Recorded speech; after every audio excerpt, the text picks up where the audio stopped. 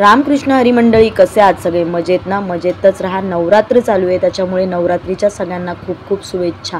भरपूर जणांनी 9 दिवसाचे उपवास पकडले असतील, तर काही जणांनी उठता बसता उपवास पकडलेला आहे.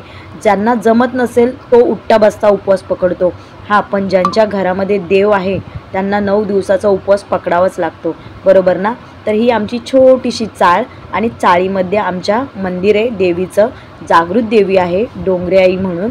लहानपणापासून आमच्या आईवडिलांनी सांगितलं आहे ती जागृत देवी आहे. आणि आधी मंदिर वगैरे काहीच नव्हतं, इथे जंगल होतं, डोंगर होते आणि डोंगरामध्ये ही देवी होती, म्हणून तिचं नाव डोंगरे आई पडलं.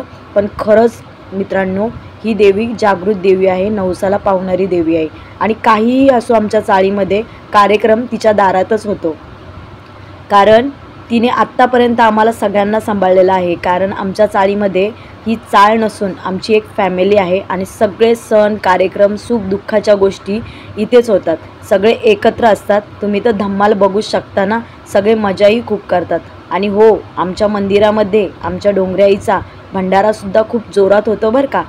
म्हणून 9 दिवसामध्ये इतकी एन्जॉय करतो ना आम्ही. आणि सगळे सणसूद इथे इतके छान होतात, कधी कोणाचे काही नाही, एकत्र येऊन सगळे सण साजरे करतात. मित्रांनो, तुमच्याही चाळीमध्ये असं होतच असेल ना? ज्याच्या ज्याच्या चाळीमध्ये मंदिर आहे आईचं, त्यांच्या चाळीमध्ये खरंच नवरात्र खूप छान जात असेल ना मित्रांनो. चाळीमधलं सुख काय असतं हे चाळीत राहणाऱ्या लोकांनाच माहिती, कारण मोठ्या मोठ्या टॉवरमध्ये राहून, बिल्डिंगमध्ये राहून हे सुख भेटत नसतं.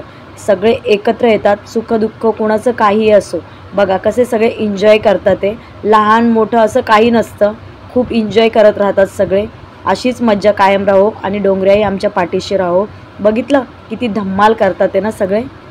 हे 9 दिवस डोंगऱ्याईच्या मंदिरात कसे जातात काहीच कळत नाही. आणि असंही नवरात्रीच नाही, आमच्या मंदिरामध्ये गणपती बघितला असणार तुम्ही, किती छान बसतात.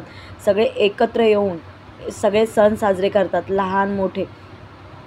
आणि चाळ म्हटलं की चाळ ही आपली घर असतं, बरोबर ना? चाळीमध्ये एकत्र माणसं राहतात, त्याच्यामुळे सगळे सुखदुःखात एकत्र असतात.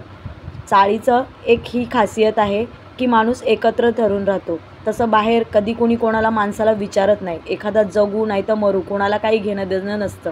पण इथे कोणाला बरं असो नसो, पण एकत्र राहणार सगळे, सगळ्यांना विचारणार आणि अशी मज्जा करणार.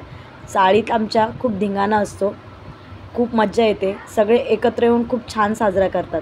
तुम्हालाही जर कधी वेळ भेटलात तर आमच्या इथे छोटंसं जागृत देवीचं मंदिर आहे, तुम्ही दर्शनाला या. मग चला, 9 दिवस तर असे एन्जॉयमध्येच जाणार आहे, पण घरी खूप काम पडले आहे. कारण माझ्या आहोंना सकाळी 4 वाजता कामाला जायचं होतं आणि ते तर झोपले होते. मग मला इस्त्रीही करायची होती, कारण सकाळी 4 वाजता उठून मुलांचं उरकणार की यांचं उरकणार, त्यांची तयारी रात्रीच केली. पप्पा झोपलेत म्हणून हा हळूच आला आणि मला दाखवतोय, बघ मी घाबरतो का. चला बाय.